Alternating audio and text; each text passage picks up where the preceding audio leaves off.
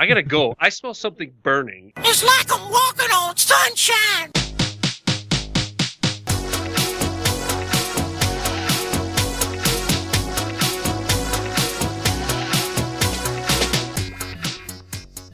This is Doomcast number 23. Thank you for tuning in. My name is Doug Owen. My co-host is Charlie Mcgrath. He's over there working on the website. Ringing in 2014, second show into the new year. And, well, we are going to discuss some of the topics and current news that you can find at blacklistednews.com and Charlie's website, wideawakenews.com. Doomcast.com is the website for the show that is going under quite an overhaul. Not an underhaul. It's an overhaul. It's not underwhelming. It's going to be overwhelmingly awesome, according to Charlie. From what I've seen so far, we're getting somewhere. We would have been there tonight, Doug Owen. We'd been in the actually, if you're in the Wide Awake, first of all, let me get started here. I lost my system when I came home. Doug, you're Doug. Reginald Dimcad, he just sent me a message and said sorry because he was going to come on tonight. And I just said to him, don't feel bad. I lost my system. I've got a new one here that, Doug, I think I messaged you that about right before the program tonight. The Doomcast website is there. It's ready. And if you're in the Wide Awake News chat room right now listening to and chatting about while we're doing Doomcast, like as some people do, then you're actually on the new Doomcast site because we will be using that chat room at Doomcast. But I apologize, everybody, that it is not up and running tonight, because if you went to Doomcast tonight, I think you're still on Spreaker. Is that right, Doug? Yeah, absolutely. I need to forward that or figure out where the permanent residents, or figure out if we're going to have to use name servers and change some of that stuff. Some of the geeky stuff that people that probably listen to the podcast may or may not be able to help us with some of those initiatives, maybe some PR initiatives for the show. Those are always welcome. But indubitably, so we get a lot of feedback, and I value it. I value it. So how's it going, man? I don't want any feedback. Keep your feedback. I'm totally kidding. I love feedback. We're getting a lot of listens, but we don't get, the comments. I think people are just turning it on and they're not jumping in. I mean, I want some more feedback. Yeah. Well, I don't know. Maybe people aren't feeling as invested as they should in the show, as much as you and I are. And maybe maybe it's you and I that need to invest a little bit more time and effort. Though I think we're doing some heavy work here. Wait a minute. What are you talking about? I don't know. We got to get a response somehow. Maybe we're not. Maybe we're not asking questions. No, I mean, you look at the student and the teacher relationship, the yin and yang. Maybe we're not incentivizing enough. We're not yanging enough. Maybe not. You have to have the balance.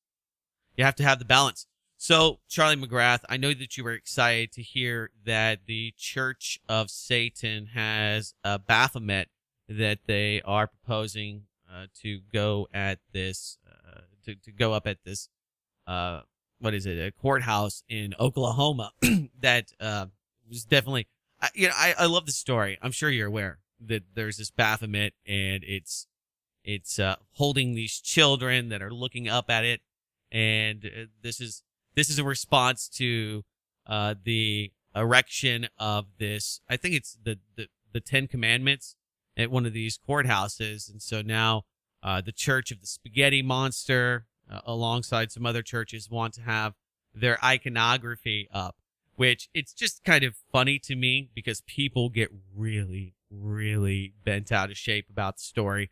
What's your take? It's all crap. It's all crap. My take too. Yeah, I mean, it's all garbage, and it's it seems like any opportunity to stoke the hate game in this country is given, any opportunity is given full credence by establishment media. You know what I mean? Right. It seems like if there's a chance to try to get the, I don't even want to bring up Duck Dynasty again, but to get the Duck Dynasty crowd all riled up against the gay rights crowd, bigots. Then the bigots. It's time. It's time to stoke that flame, and it happens. This is just another example of it. Is it ironic that we're in 2014 and this is a midterm election cycle? Get ready for it, folks. You're going to hear all kinds of these type of stories nonstop now until we get election time. It's time to rile the base. It's time to rile you folks up that care if there's a commandments posted at courthouse, or if you care that the Duck Dynasty guy talks about gays, guess what? You're going to get your 15 minutes of fame. You're going to get the talking points put before you, so you can get the hate going. It's almost too delicious to believe, my friend. Indeed, it is. Yummy, yummy. Well, something actually kind of interesting happened this week. Of course, you're probably aware of Cointelpro. It's a word that gets used quite a bit, and it goes back to March 8, 1971. And you probably know that the original whistleblowers, before they were even called such, were the people that broke into the FBI office and stole a cache of documents that were released to the Washington Post, and a little of the backstory. But I've got a clip here. I want to play this, and it'll kind of bring us forward, and it explains to maybe some of our newer listeners, younger listeners, exactly what Cointelpro is, or maybe people that just hear the term thrown around, maybe new to alt media. And so this gives a little bit of a background, and I think it kind of leads us into some pretty interesting parallels that we should discuss tonight.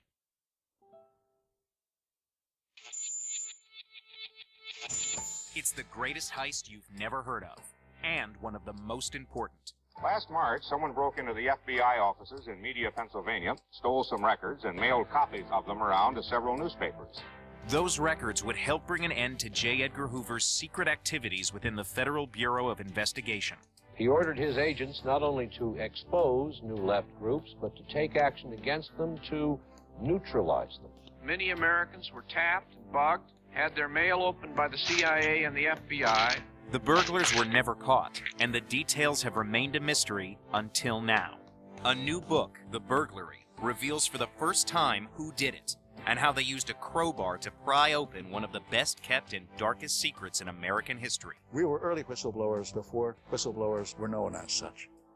The burglars are stepping out of the shadows just as new revelations about secret intelligence operations have many people asking, how much is too much? All right, and it's way too much. Okay, you don't have to ask me. I mean, I've already got a pretty strong opinion, but the Telegraph does a pretty good job at breaking down what Cointelpro was about. And the long short of it was that it was about the infiltration of the anti-war movement. And one of the goals, interestingly enough, in Cointelpro was to make the people believe that 1 out of 4 activists were directly working with the FBI. So it was more about, putting these doubts in the people's minds so that they couldn't organize against the federal government. They couldn't organize against the war, and they weren't able to peacefully protest. And they went to great lengths to create these dossiers on the American people and the anti-war movement protesters. No doubt, and I mean it's just a Cointelpro. Is that an anagram? No, is that an anagram? Is that what you call Put it into the machine. We'll find out. A counterintelligence program is what it stands for. Cointelpro. Right. It's, and I'm trying to think, is that what is that? When you just you're countering. You're actually going out there. You're not just No. I'm talking about Cointelpro. What is it? That word. In the military, everything's an anagram, right? Where they're chopping it up, just taking the first letter and giving you counterintelligence program. Yeah. And so that's what I was trying to say is Cointelpro. You hear Cointelpro all the time, but I mean, there's probably a lot of people that don't realize that stands for counterintelligence program, and it's something that is, been enforced for decades in this country against the people of this country, like these groups here, that we're talking about now. The Cointelpro now is against people who stand up and speak for themselves. If you're a Ron Paul supporter, if you believe in the First Amendment, if you believe in the Second Amendment, there is counterintelligence programs out there tailor-made for you. Yeah, and above that, most people would say, or at least the detractors, people that are proponents of this and think, the value in keeping us safe is well worth the sacrifice in our liberties and our freedoms, and most especially our privacy.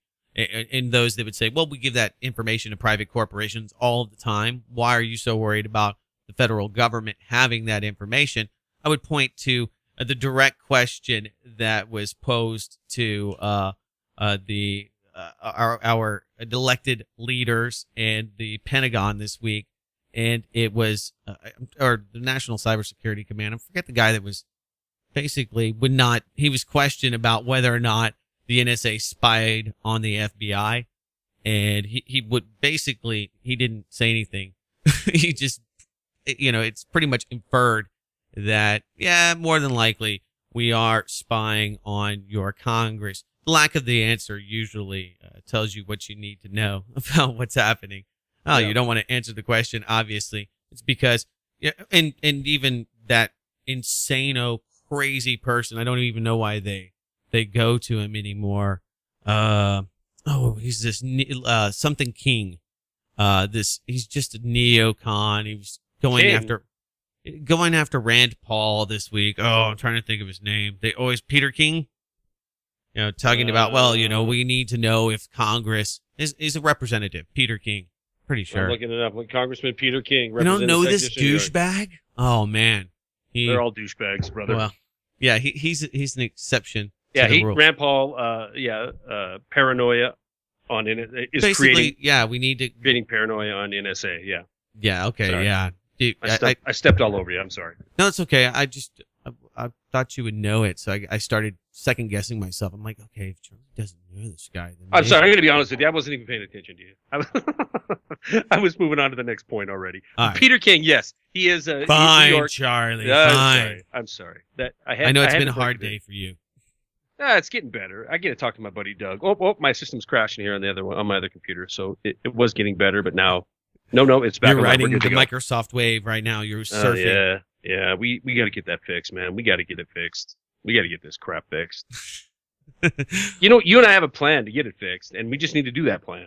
Yeah, we do. So, anyway, I mean, my point was just that Peter King's a douchebag. You're 100% right. He looks like a douchebag. He sounds like a douchebag. And do you have the clip of him berating Rand Paul? Oh, no, I don't really care about that. But he was the guy that said that the NSA should be monitoring Congress. Peter King. He was a big story this week. Where have you been, Charlie? I'm more interested in you, man. How are you doing? I'm okay. The Republic I'm okay. is falling apart, but that's nothing new. It's just another day in the empire. Are you making it through the day? I'm making it through the day in the empire, and I'm more turned focus now on. I mean, the spy state, the sellouts in Washington D.C. Supporting the spy, even Rand Paul, who's being berated by the douchebag Peter King. Yes. And saying that he's creating this paranoia over the NSA. But even Rand Paul, I throw into that turncoat Washington D.C. politician because he is. He's all for spying on and killing American citizens. Okay. I've got one for you. This might actually get your interest. Okay. Have you heard of a guy named Andrew Scott Boguslawski? Ooh. Are you familiar with this man? And say it again, Andrew Scott. Andrew Scott Boguslawski. It sounds like a fake name, and it might be. It might be. Well, this guy was caught with 50 bombs. Oh, yes. Okay, I am familiar. He had blueprints for a Navy SEAL training facility, and he was caught. Okay, come to find out, he's part of the National Guard. He is also an intelligence analysis specialist and has a top secret clearance. Now, this is a really weird story, okay? Because the guy's name, first off, Boguslawski, just sounds ridiculous. Sounds bogus. When you look at the pictures of the guy, he looks ridiculous. He looks like the archetype of the paranoid, crazy, conspiracy theorist, right-wing extremist. He looks like Ted Kaczynski, a lot like Ted Kaczynski. A little nuttier, maybe. Maybe, yeah. Ted Kaczynski kind of had that swagger. I mean, not to give him too much credit for what. I mean, he was right about the technocracy and the government and technology being used to enslave the people. He was absolutely right about that. Yeah. Sending mail bombs to people wasn't the most effective way to reach out, but it was before the internet, so. He did what he could do. he was taking action right where he was. He thought in his his demented mind. But you know what? His shack was. I used to live in Helena, Montana, which is the capital, and his shack was very close to there, actually. really, Oh, yeah. Maybe you were in close to his path somewhere. No, maybe you never know. shopping at the same shopping center. Could be. We could have, belonged to some of the same clubs. Oh, now that's going to start a conspiracy theory. I don't care. They're listening to this all anyway, as we were talking about. Tonight. There's something for the dossier, Mister. Yeah, put that in. McGrath. Oh, Kaczynski, he lived next to him. That guy, that McGrath fella. Yeah. There's some connections there. They can do 3 hops. They can. It's not just you. It's right. the people that you know, right? That's everybody in your address book. That's right. Then everybody in their address book, and everybody in those people's address book. Yes. Which, by the way, in case you're wondering, It's like the Kevin Bacon syndrome. yeah. But in case you're wondering, that's everybody on the planet. You can get there pretty damn quick, right? When you're looking at inboxes and lists or sites you visited and the three hop connection. Right. Doug, Owen, how long? I mean, how many hops does it take for somebody like you to end up being affiliated with somebody in the heart of fill in the blank country, in the heart of Pakistan? The heart of Al Qaeda. I bet it doesn't take very many damn hops. Every time I call tech support, That's a, Bading. Where's my Hello. rim Hello, shots? Mr. Owen. That's a good point. Yeah, thank you. Good job. You 3-hopped your way into an applause. Good job. Yes. Man stopped for speeding. Let's get back to your point. Man stopped for speeding with 48 bombs is an Indiana National Guardsman. A man being held Wednesday on $1 million bond in Central Ohio after police say they found bombs and other weapons in his vehicle. Is a specialist in the Indiana National Guard, trained as an intelligence analyst. Blase, Andrew Scott Boguslawski. This is just too good to be true. Now they're This just messing with us. Yeah, this has got to be. Who's going to buy this is what they're thinking. Who's going to buy this? The media's pretty much mum on it, and that makes it even more interesting because, I mean, this should be a story. We should have Anderson Cooper on scene. Where's Jake Clapper? Where's Jim Rome or somebody? Boguslawski on the phone, from the holding cell. Boguslawski. From Central Casting is where he's from. Yeah, absolutely. The Federal Bureau of Alcohol, Tobacco, and Firearms and Explosive is also investigating. So we got the best and the brightest on this. We do. Of the Joint Terrorism Task Force. We'll have local yokels in their MRAPs, and we'll have FBI agents and TSA agents and ATF agents. The whole lot will be out there. And next year, when it comes time for ND 2015, National Defense Authorization Act 2015, we'll drag out Boguslawski as a success story for the build out of the security industrial complex. We got to have more drones, and they got to be able to read your underwear size from 45,000 feet because we're keeping America safe, Doug Owen. We're keeping it safe, brother.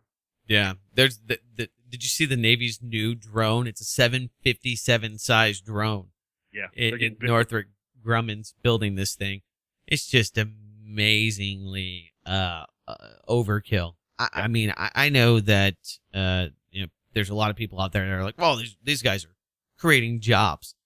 You might have heard this story that the F-35 has Chinese parts, and now they have been integrating to try to make it seem more maybe progressive or cool.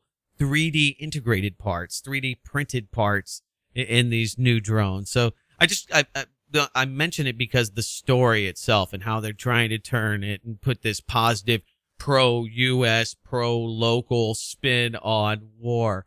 I mean, it's not surprising, but it's these little underpinnings, these little stories that come together to make a certain narrative. And I'm trying to figure out who Boguslawski, how this is going to play out into the grander narrative, because we know the gun control legislation is on its way. New executive actions have already orders via the president have come out to integrate Obamacare into the gun bill registry, as well as the mental health and illness awareness programs and the modernization of the health care through the ACA. So all of these things are coming together. It's like this culmination of all of these different entities, all of these databases. Now, with the NSA, with these insurance companies, I mean, talk about big data. And this is conspiracy theorist catnip. You talk about this stuff 3 years ago, 4 years ago. You're a whack nut. You were crazy. So just like back in 1971 with the information from Cointelpro, we now have this new revelation because of Snowden leaks. So it's a new narrative. Things are changing. So, I mean, the FBI, you may have heard about this. Hello, Chili Dog. The FBI has a new mission. They've changed their mission statement. Go. No? Oh, man. No. I've heard about it. I said go. Oh, no, I was going to let you. I mean, they changed it from law enforcement to national security. Whatever the hell that means. You know, national security, how broad is that? I mean, law enforcement actually means... That's super broad. I mean, they're you know, they were the federal police, law enforcement, but as we well know, national security falls under, what falls under that banner is everything, including law enforcement. I mean, look at what the national security efforts have got us. You know, these billion-dollar fusion centers, this collection of everything, your metadata and everything you ever do electronically, every fingerprint you leave electronically. And now we know that there's this collusion between federal government, so-called law enforcement, and local law enforcement, and they tell you to lie about the information that they pass along from one department down to another department. Train them, yeah. Put together manuals and PowerPoints on how to deceive. And how to lie. So, yeah, so everything's falling under this. You know, it's interesting, Doug. Over the weekend, for some reason, and I can't even explain why, and I don't know why, but I got enthralled watching, of all things, the rebroadcast or the broadcast on YouTube in high definition. This is going to freak you out, and it's going to freak a lot of people out. And it kind of freaks me out because it was 2.5 hours long, and I couldn't stop watching it. It was the Chinese Military Day parade. And Doug, I don't know why. I don't even know how I got it up on YouTube, right? You know, it's one of the things you're skimming around and you see that. Bear with me, right? Okay. This will be a 4-hour show tonight. Here we go. I like the anecdote. I like where it's going. Continue, please. Well, I'm sitting here and I'm on YouTube and for whatever reason I click on this and I put it to full screen and it's this high def Military Day parade, 2013, 2 hours long. Ting Wong. 2 hours long in I'm not supposed to respond to those, right? I'm not doing it. Beijing, China. And I'm sitting here, and it's all in Chinese, by the way. And so the narration's in Chinese, and it's showing all the forces and all the build out. Well, right hand in hand with the military forces, you got the Navy, the Marines, the Air Corps, whatever they call it in China, and this stunning event that they put on. And it was pretty stunning. But right in the middle of it, right in the midst of it all, is the riot control troops and the gear and all the technology and all the equipment used, all this riot control, all this security apparatus that is in the midst of this government display of its power, you know, which if you watch just the beginning of it or watched it or just read the title of it, it was the government's power to defend the people in China. But in the middle of it is this massive apparatus to control the 1.4 billion people of China should the you-know-what hit the fan and they have an economic meltdown inside of China or globally, or the people decide they're going to stand up and decide they don't want that form of government anymore. They have right there this giant military force that's overt, right? It's overt that it's part of their military. And, I'm watching this, and as I'm watching it, I'm realizing this is exactly what our country has turned into.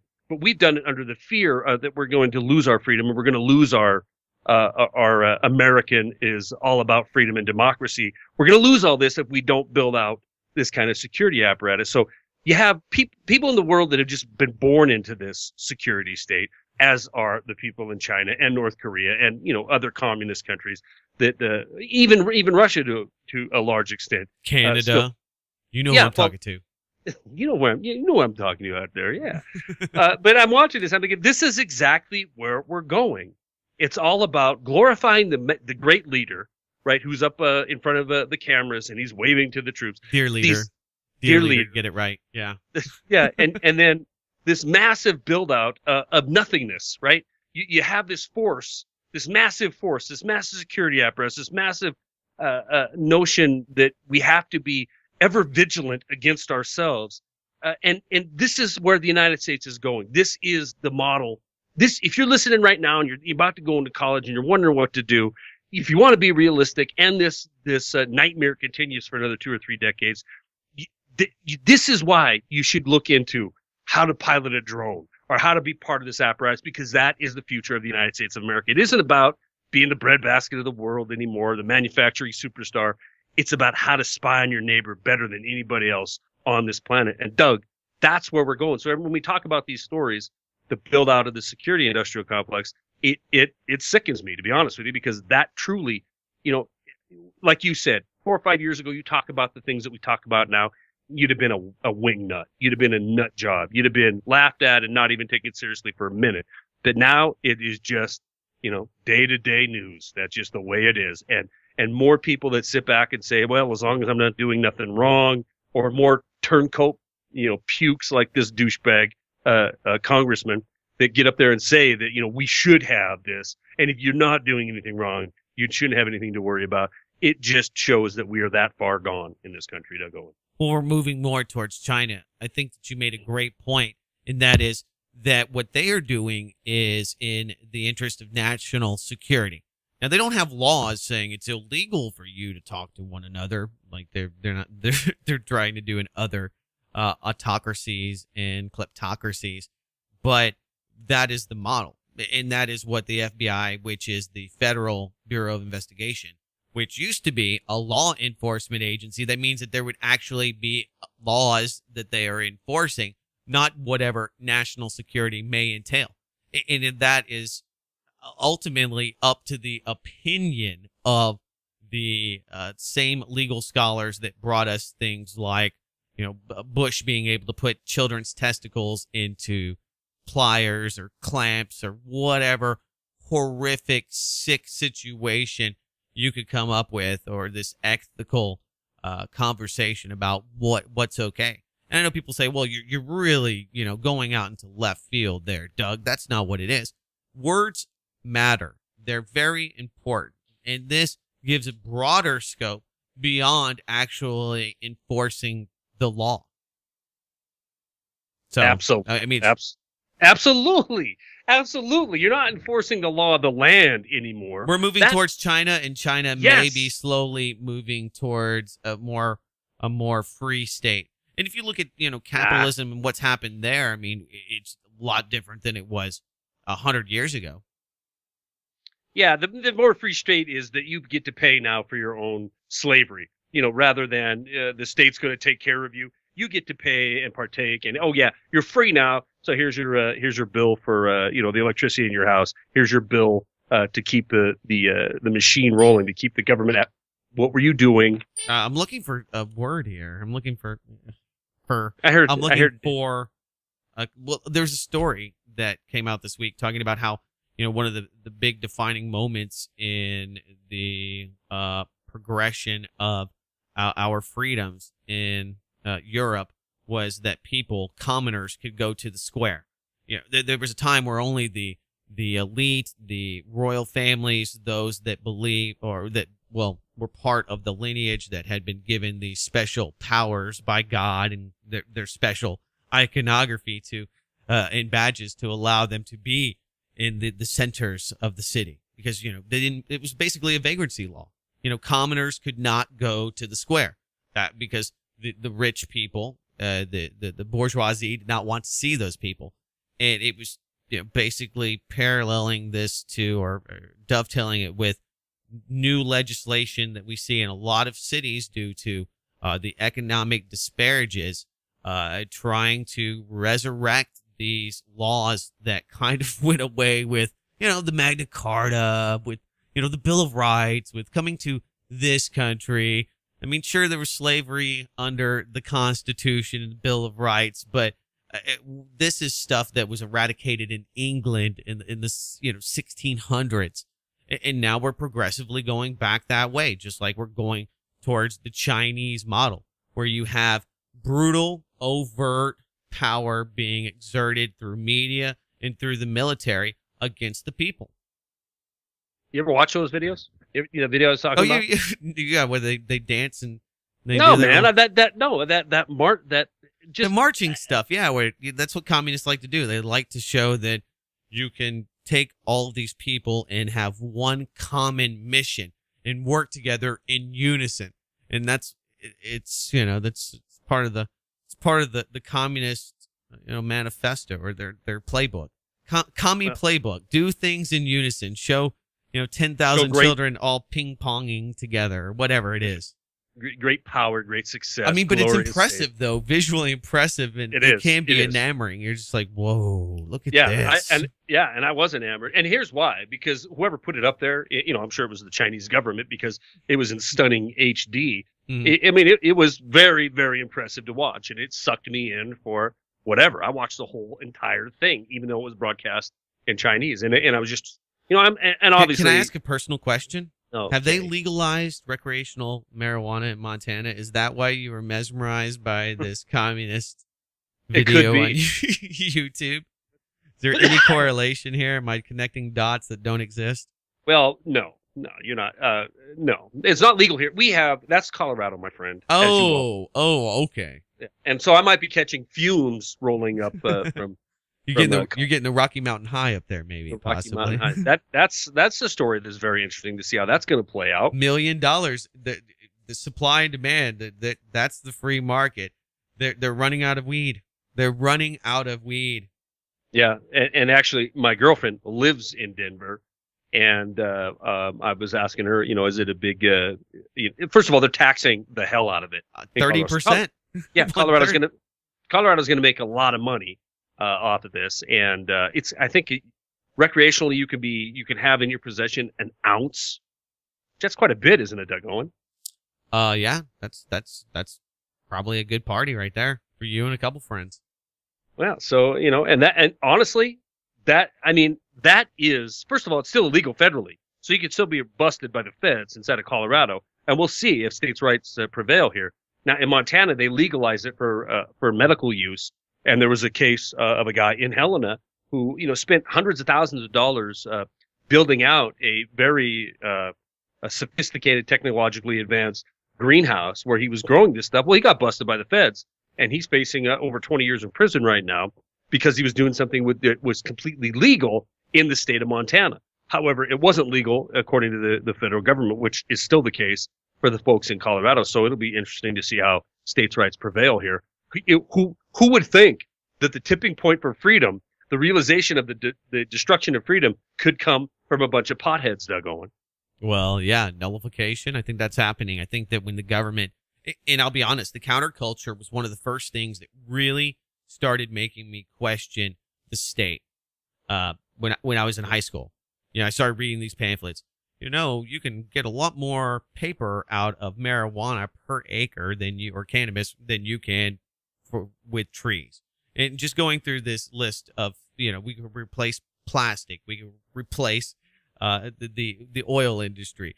And you really start looking at this plant, and just with the quick pamphlet, you realize why it's illegal. Besides the fact that it, gives stoners munchies and cancer patients as well, which is a good thing. It's pretty much the solution to most of the issues that we have today. If you go back to the turn of the century, 80% of medicine that was sold in this country was hemp-based. It was the filler of choice before we started eating corn in the 40s, 50s, even I think even going forward past that at some point. It was the majority of filler in our food stuffs. So you sound like somebody. But I mean, but it was just a little simple pamphlet, and you're just like, wow, why is that? Why is that? Okay, it's a plant, and it was one of the things. It was just kind of like Waco.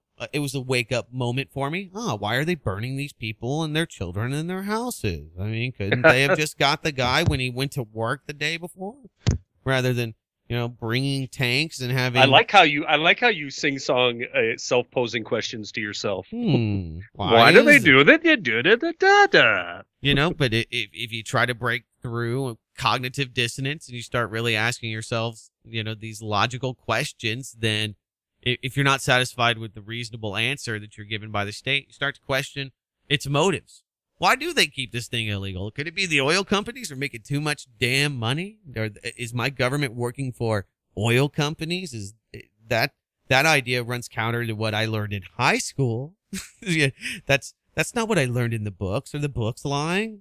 Is this, and then once you go down that path, that's the beginning of the rabbit hole. You're giving me like the Leave It to Beaver, Wally Beaver, or Wally Cleaver style it's common awakening. Freaking sense, you just gee willikers, Wally.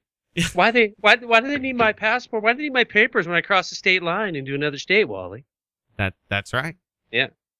You should. That's another thing I watched. That's the other thing I watched. The best border refusals of 2013. I spent the weekend watching those as well. Oh, what was the best? Number one. I think the preacher I can't remember. He's down in Arizona. Travels between California and Arizona all the time, hundreds of miles north of the Mexican border. And he's you remember this guy. He's been tased. He's had his car window smashed in, and police pulled him out, tased the hell out of him before his refusal to comply. Well, he's gotten a lot. He's gotten a lot better at refusals now. Now he just pulls up to him and just says no, thank you, entirely to every question that they ask you. No, thank you. No, have you seen this video? No, maybe not this one specifically, but I have seen several of these. And there was one not too long ago that was actually a prank, and it shows the cop busting the window wide open, but it just happened to be this guy that was making these ridiculous videos. But it got a lot of traction in the alternative media. Have you seen the guy on the beach that on the West Coast there in California that has the Geiger counter? That's no, I thought you meant the guys trying with the boat back to Africa thing that we talked about. No, go ahead.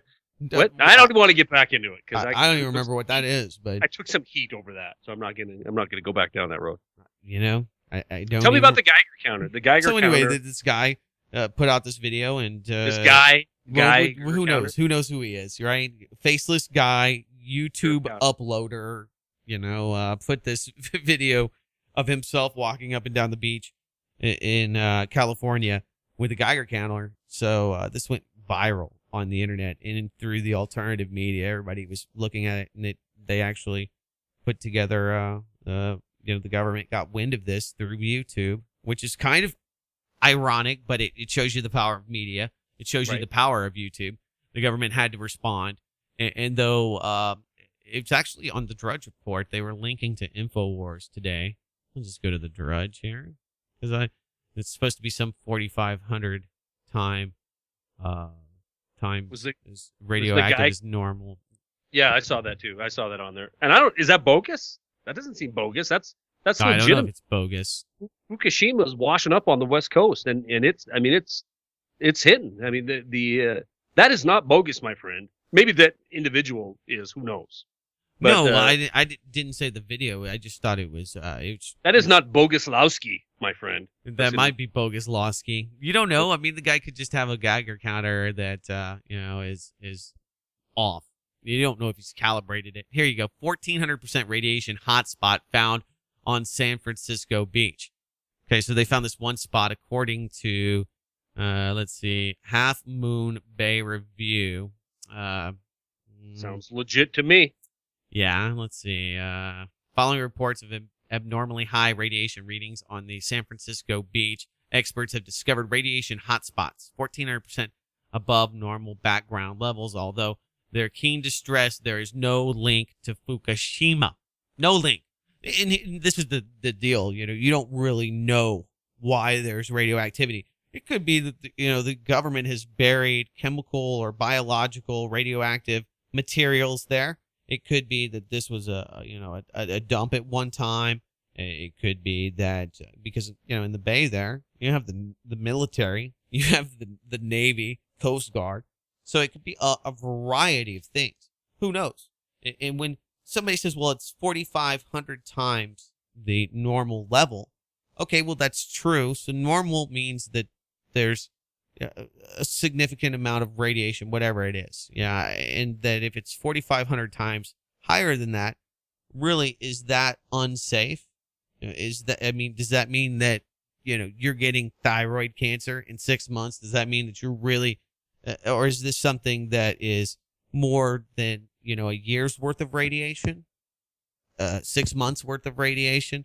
So it's really, I think it's not that I don't think that it's valid. I think that people are automatically trying to make everything make sense and are so quick to say this is absolutely Fukushima.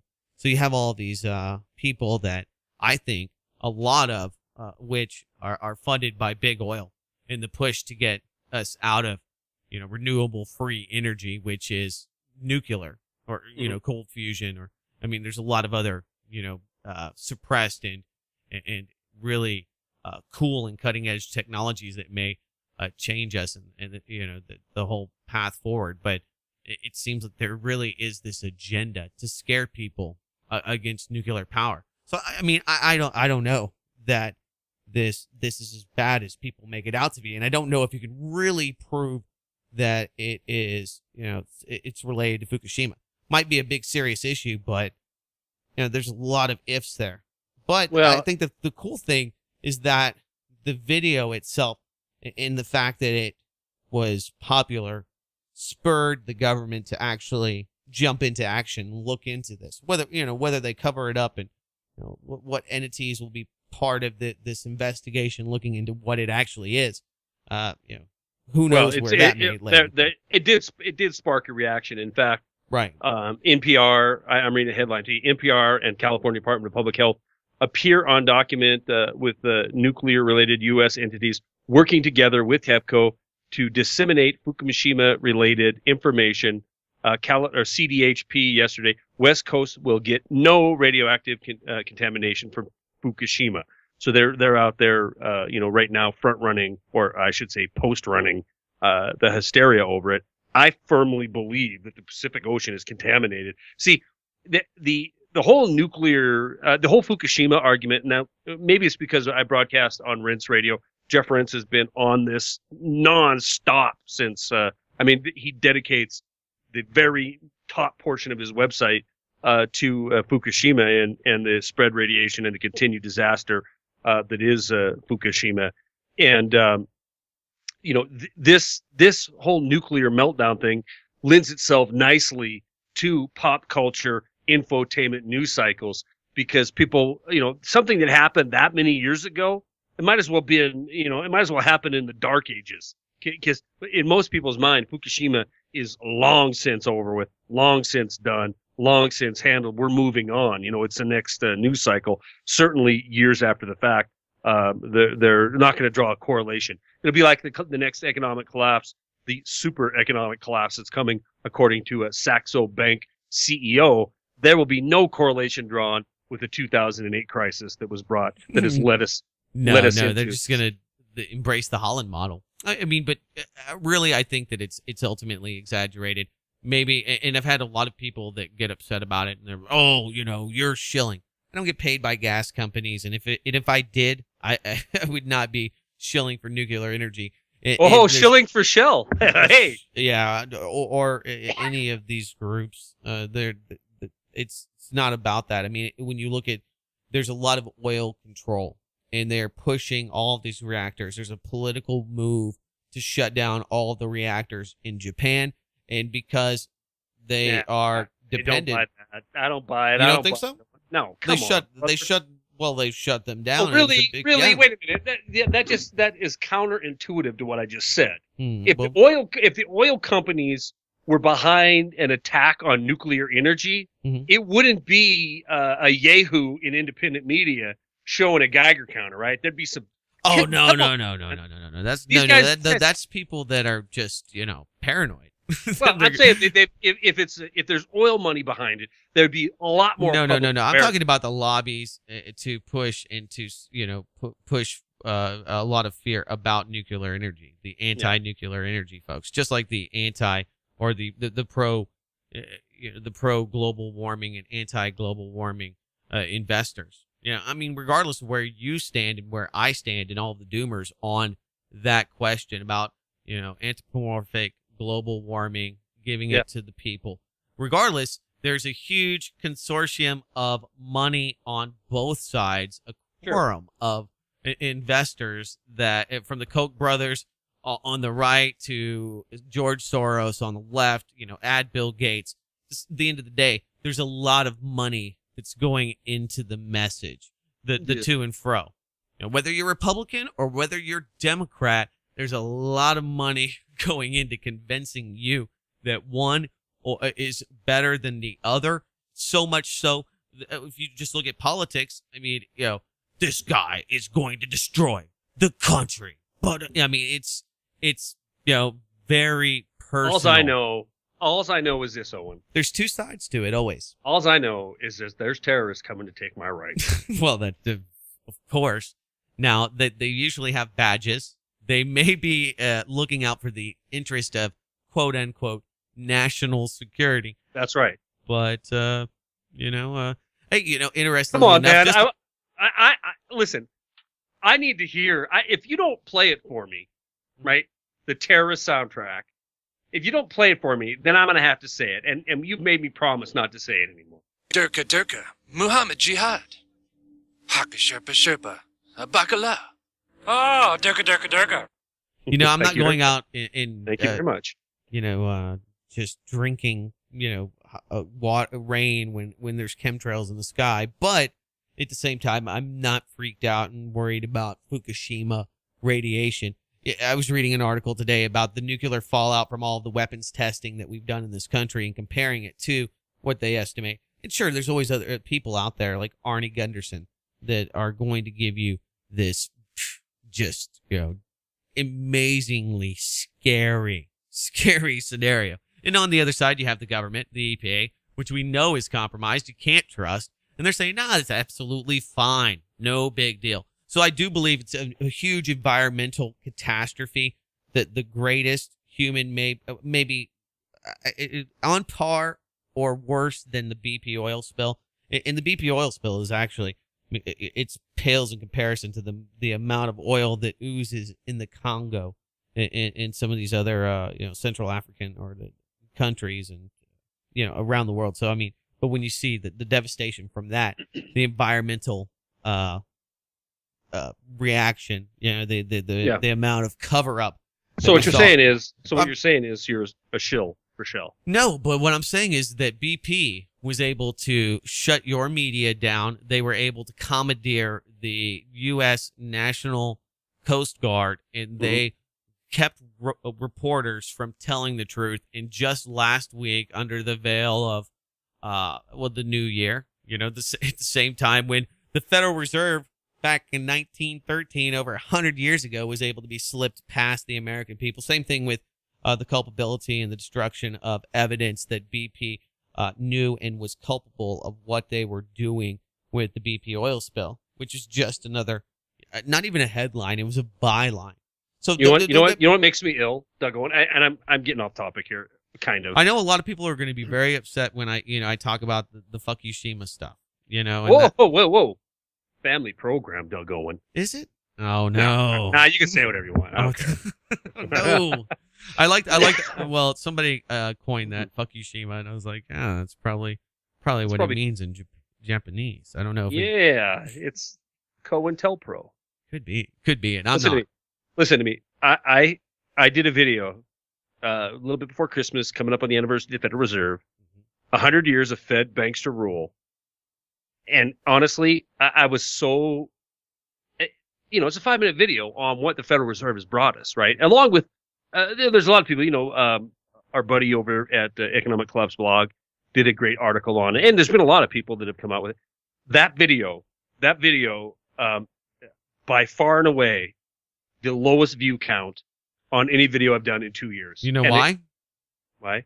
Because it's like, saying that cops beat people. It just, okay, yeah, the Federal Reserve, yeah. Federal Reserve. But I think that's also a sign that that the tide has really changed, or the times are changing in people's minds. Speaking of which, wait a minute, how so? Like, are we going to get rid of the Fed? Because I think people think Jim Rogers came out and said that their days are numbered. Sure. Well, today. I mean, at some point you're going to need an alternative. You're going to have to have something else to stimulate the economy, and it's reaching the point of debt saturation. People realize this. I mean, I don't know if you saw that video with Greg Hunter, the watchdog, and John Williams from Shadow Stats. I've seen a lot of his videos. I don't know if I've Basically, seen he's predicting. He's the guy that does Shadow Stats, Oh, yeah, I and know he's Shadow Stats, predicting this 2014 to be the most grim for the dollar yet. But I mean, I'm sure Jim Rogers and many others, including the cast of characters, Peter Schiff, all of them are saying pretty much the same thing, but maybe not. the Rolodex Doom guests. And the problem is people like Peter Schiff, who I like a lot of what he has to say, as well as Jared Salente, and as do I. Yeah, there's a lot of good things that come out of these guys. The problem is that I think they look at things, and they look at the trajectory of things like the dollar or the flailing economy, and then they automatically draw a prediction of, okay, this can't last another 3 years or 5 years or 10 years. Right, looking at the math. Looking at the math, and they can consistently, they're Fed slapped. Ooh, let's term that. Let's coin that right now. They're Fed slapped, which is kind of like being bitch slapped, right? Right. Because they even though what they say is logical and it makes sense, and if you followed a course of logic, this is what would happen. We'd have an ultimate collapse in confidence in the U.S. dollar, U.S. debt, collapse in confidence of the federal government, but it doesn't happen because the manipulators of the economy and the dollar, the government, they all can keep the game going a little bit longer because they're running the show. So inevitably they get made and pigeonholed into this place of being a doomer, gloomer, tinfoil hat wearer. And let's not forget, that's exactly what Peter Schiff was before 2008, when he was calling a housing top and it was going to all come crashing down. He was relegated to the whipping boy on these financial shows. Now, when it did happen and these bad things occurred, some people, myself included, believe staged and on purpose for our consumption, he was drug out and he was put on mainstream media. Judd Salente was drug out of the tinfoil hat wearers and put on mainstream media. Yes, and they were allowed to let fear, grip the markets or grip the people, grip society in general. They were allowed for their names to become. But they sold a lot of gold, and all of these people made a lot of money in 2013. Not as much money as the banks themselves, who benefited from these guys. They didn't lose as much money as the people that had invested with them over that year, and that's why they were all, oh yeah, come on, tell everybody about your company and all the gold you're going to sell them and get them into an IRA. And so they were allowed to generate some fervor for their ambition, right? Sure. But their main purpose, Doug Owen, wasn't theirs, but the media, because the media and the manipulators knew exactly what they were going to be able to do with the suppression of gold, because that's one of the few last tactics. Yep. If it wasn't for all of these other control mechanisms, if it wasn't for the complete manipulation of this Ponzi scheme. Okay, but let me finish my point. Go ahead. Stop. This is my point. You're going off on a little fissure here of truism. That's a reality. What you're saying that did happen, right? But that ultimately they let these folks who wanted to talk about reality, and they were right. Schiff was right. Salente was right. These things happen. This is why they happen, and this is where it's ultimately going to end. They let them come out and speak this truth because it allowed the people to be gripped in fear to the point that, okay, we will sit back and we will digest a definition of these institutions of being too big to fail. We will digest this and we will believe this, and we believe the only course of action is to give war-type powers to the Federal Reserve so they can save these institutions. Because if they don't, we're all going to be living under a bridge together, and we're all going to collapse, and it's going to just be hell on earth. So they let this reality, they let these pessimism porn reality folks come out and talk about what was going to happen. Why? Because it generated fear, and it let us let down our guard, and let us not only let down our guard, but embrace the idea of more government control, more Federal Reserve control. So they let them go out and spew what they would spew, knowing full well that it would grip the markets and it would grip the people. And yes, these folks made money while this was happening. But in reality, I believe, a little bit of truth was let out so that more power could be stolen from the people and be given to government and their true people that they represent, these financial juggernauts on Wall Street. Well, no, I was watching this. Are you familiar with Jim Rickards? Yes, I am. Okay. So Jim Rickards made a bunch of predictions in 2013. So I saw this video of him on CNBC. It basically, he was going through the ringer. So you were wrong about everything in 2013. You were wrong about gold going to 3,000. You were wrong about this. You were wrong about that. Peter Schiff was wrong about this, wrong about that. Silver at $100. So why are you so angry, Jim? Rick, or he asked him, why are you so angry? Is it because you're wrong all the time? Is it because of this? And you can just tell that it's sour grapes, and sure, and it's I guess a reckoning for, or they're trying to show all of their investors, see this gold bug idiot over here, he's not getting a return, although his Tangent Capital, according to Jim Rickards, he got a 19% return in 2013. So what he's hedging against and what he's doing over there, I don't know. And if you're getting 19% return on anything these days, that is amazing. It's amazing. 19% return on, if you got Bitcoin, there's only a few things that you could have put into other than, your own business, your own creation that would have gotten you, a pure cash investment in some kind of market. I think 22 ammunition would have been your best. My God. I used to buy these Remington 550 packs. Yeah, the bulk 550 packs. Yeah, the bulk packs. Well, I had like 10. I have 10 of those. And a buddy of mine said, "Wow, you got those? You know how much those things?" And I was like, "I don't know. I paid $17 at Walmart one day when I went plinking, and I just bought a couple extra boxes. Like, you can't find them. Those are $50. Those are 100. I forget what it was, but it was something that was just. It is absolutely ridiculous. In fact, blowing tonight my mind. It was amazingly. Before my computer went south on me tonight on the radio program, and I was going to talk about ammunition. I was going to actually talk about Ruger 1022s, the ultimate doomsday weapon to have. Ruger 1022. They're great. They're outstanding. But can you find ammo for them is a big thing, because you're right. It's really hard to. And if you have 10 boxes, you're just going to pay out the wazoo. So don't use your bullets to shoot squirrels anymore. You better find something that's a little more tasty, a little bit more valuable. Yeah, get an airsoft so you can practice for your 22, so you can practice your 22 for your AR. It's all about graduating up to the next level and graduating down to the next level for your. I guess right. Yeah. I think that if you invest in things like that, things that you like, then you're never going to be let down like you. That's right. Art, can't. End of the day, and I know we're running out of time, and I know we're going to wrap it up. I got one more story. I got one more too. All right, go ahead. You hit Saxo yours. Bank. I talked about it a little bit, but did you see Lars Sear Christensen of Saxo Bank? He's the CEO. He is absolutely saying that this is on the financial side of things. We just kind of were on that little tirade for a minute.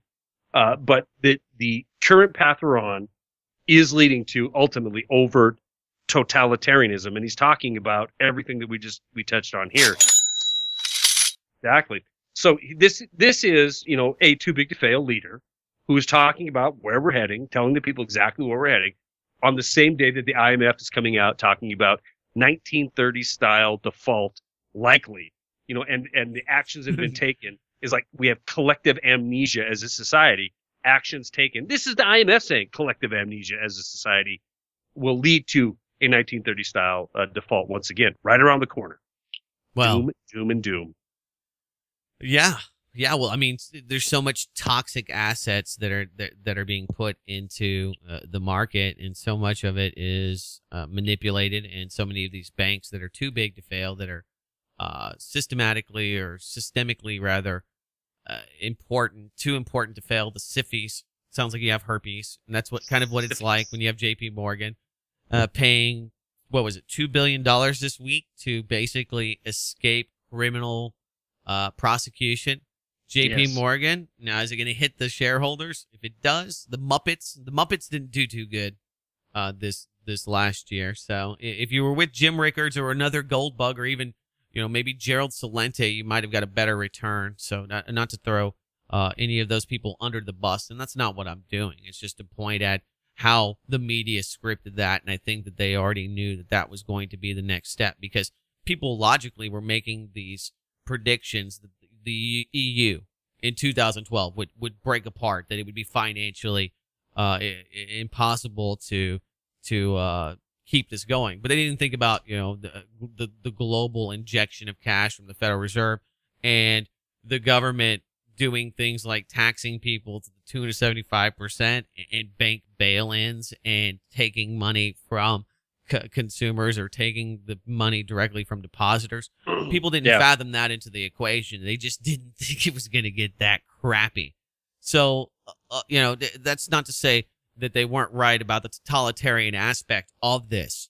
And so that's why I don't think that they were necessarily wrong. They just couldn't imagine how sinister some of these banks were, or that the federal government or the respective governments and central banks would allow this to happen. It's basically, you play the game Monopoly. When there's no more money, you have Monopoly. Somebody gets it all, and the rest of the people don't have anything. Right. But that's black and white. Whereas where we're at today, where you just create money, there's somebody there to just one of the players at the game, at the game board, and you just keep increasing the level, the level of oh my God ism, right? Right. Oh my God, I can't believe that just happened. Well, now you need a calculator to play the new Monopoly, because you're probably fractionally reserving some of the hill. deposits. But even criminally, or even through when we talk about the government's excess and the government's breaching into your freedom, looking back at what I saw a story on your website, Blacklisted News, today about what Nixon did and how that was named in one of the articles or one of the things that were used to impeach him was his surveillance of American citizens. That then was enough to remove the president of the United States, right? And now it's like, they're looking at this, they're looking at that. No, what's the big deal? So it's the level of what is being done to the people of this country, and being done in a lot of cases in our name, and a lot of cases behind closed doors, always with the spin of a culpable media that's in bed, right? Corporate media that's in bed with the government, that is just making it so it's not that big of a deal. So, yeah, I do believe that this mega collapse that Lars Sears Christensen of Saxo Bank or this complete overt totalitarianism, it's all coming. It's just a matter of, is it going to be gently brought in because the media is saying it's for our best interest? Is it going to go to a point where everything's going to be fine because the acceptance of the U.S. dollar, until one day, bam, it'll be, like a door hitting you in your foot as you're trying to escape it from the threshold. All of a sudden, just an overwhelming collapse that we're going to face. I don't know. But I do know this. Trying to time it or predict it in the next 6 months, the next 6 years, is going to make you look really silly at some point. Right, because you can't, there's no way that you can factor in all the other things that may or may not happen. It's really hard unless you're an insider and you have that inside track, because Susan Rice, perfect example. She invested in the XL Keystone pipeline. I don't care where you sit on the fence about, whether we should have the pipeline or not, and whether, oil on rail cars is better, considering some of the suspect explosions over the last week with these rail cars.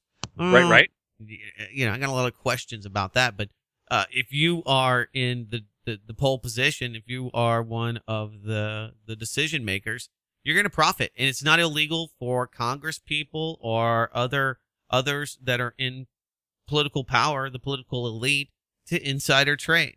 If you think that, the human papillomavirus, the HPV vaccine is going to be mandated in Texas, you buy a lot of stock. And that's what Rick Perry's wife, or what was it? It was one of his people. Mistresses?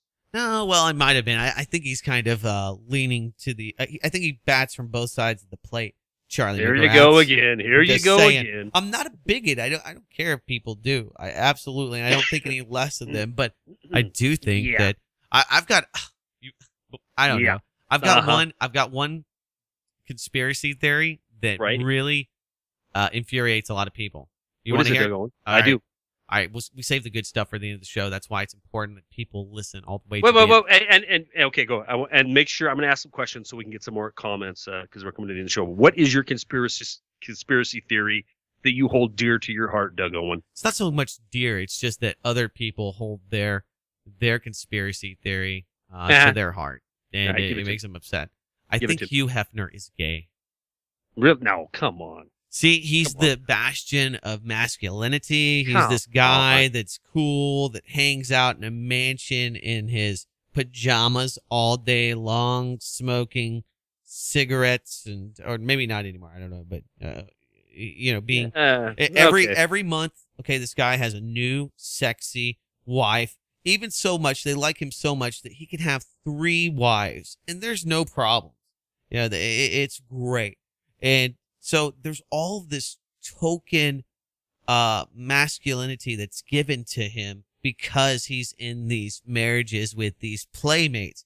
And I think, honestly, what happens is they get married, they get a big payday, and they have to sign some version of a national security letter, some kind of contract, ironclad non-disclosure, that if they do say anything about Hef and his gay relationship, that they will be sued to the tune of millions of dollars. They're going to be held legally liable for the comments. And so you have all of these women, what 50 of them? 50 of the hottest women in the world that have all decided to marry this old straight dude because he's so rich. I mean, I don't buy it. I don't buy it. I think the whole thing is a charade. If you were here right now, I would slap you in the face. Telling you, man, it's the funniest things, the most trivial beliefs that I have that people find to be so offensive. 9/11 being an inside job. No, I'm not offended. But somebody's gonna write me and be like, dude, Hugh Hefner's the greatest, man. This guy, because he's become that archetype of what it is to be the most, I don't know, sexual. Well, come on, but in his first of all, he's riding on the coattails of massive success, right? When he was the top dog in the business, but and that lifestyle, that Playboy lifestyle, in the 60s and 70s, and now it's just, it's painful to see him. It's embarrassing to see him. He's got a new 26-year-old girlfriend. They had a statue. I was but the I guess apparently the money you buy a lot of things. Well, you know what? The mansion's not what it used to be. It's getting dilapidated. The economy's hitting them. There's a lot of wood paneling. It's called the internet. It's called the internet, Hugh. Nobody needs to pay for naked pictures anymore. Yeah, and now, people, his parties used to be renowned, but now, for a while there, he was actually charging people, so that's kind of, kind of a sign that things aren't working out too well. But anyway, I don't want to get, people are now turning off the podcast. And this is it's funny. It's funny hearing your conspiracy theory. Never gave any thought, but I certainly will. Who could really entertain all these women? Come on now. They don't really. Delicious it really is too delicious. We'll see, you did it with your mouth now. So. Oh, sorry. Well, no, wait a minute. Don't say it. The way I just put that is in a really, really bad way. Yeah. You know what? I want to talk about this. Maybe it's a good way to end up. Anyway, it's a good way to end right now. Go ahead. All right. Voluntary government checkpoints spark backlash. That was the headline from USA Today. A tactic used by the federal government to gather information for anti-drunk and anti-drug driving programs is coming under criticism in cities around the country, and some local police agencies say they will no longer take part. The tactic involves a subcontractor for the National Highway Traffic Safety Administration that uses off-duty but uniformed police at voluntary roadside checkpoints where motorists are asked for on their behavior behind the wheel. In some cases, workers at the checkpoints collect blood and saliva samples in addition to breath samples. The NHTSA has said previously that surveys do not collect DNA from the drivers that are charged at checkpoints. So, and no one's charged at the checkpoints, right? So, no harm, no foul. We just pull you over with the cop, and we ask you if we can put a swab in your mouth. But That's what's right. interesting is the backlash to this. In an area of rampant distrust of the federal government in the wake of the Obama administration's National Security Agency surveillance scandal, in which the USA Today, of course, is putting this on Edward Snowden, in which the agency collects telephone calls and records from millions of unsuspecting Americans. The checkpoints have come under intense criticism in several cities this year. And it goes on to say that people have an anti-government mentality. And it quotes several different police department chiefs and others that are opting out of this, not taking the Fed's money because people are becoming livid. And they're speaking to the change where people used to be like, oh, yeah, sure thing, Mr. Officer. Now people are paranoid of the police. So it's interesting because they are seeing this. The USA Today is blaming it on Obama, but it extends beyond that. And it really does show how people's perception of the police state has changed. People had no idea 5 years ago of what the Federal Reserve was. Now there's a saturation of people that are hypercritical, so much so that when you do a video on it, no matter how provocative maybe you name that video, people are like, oh, the Federal Reserve, oh, NSA spying, oh my God, who cares? Well, I mean, that's part of the. I mean, honestly, that's part of the problem, though, isn't it? I mean, we just become, it just becomes too normal. We're desensitized to it, and you're talking about this checkpoint people, the blame getting passed around and all that, and people are, talking about it. But on the other hand, you have a douchebag congressman who, is trying to tell you that it is for your own good and it is anti-American, or we're being paranoid against the NSA if we talk about any of these kind of tactics. The fact that these tests are happening, that these checkpoints are happening at all should be an outrage to everybody. And it shouldn't, the fact that it's being covered by establishment media in a way that is more making the people who are standing up for themselves being nutty or loony, or paint them in some kind of not a team player, is more troubling to me than anything, Doug. Yeah. Well, that's why they have the National Defense Authorization Act and all these other things. Because if you're not a good state actor, you're not a good statist, if you're not compliant, you question the government, maybe you engage in just a little question asking, like I did, what young Doug did. Oh, why is that? That doesn't make any sense. Maybe you're a gay Hugh Hefner.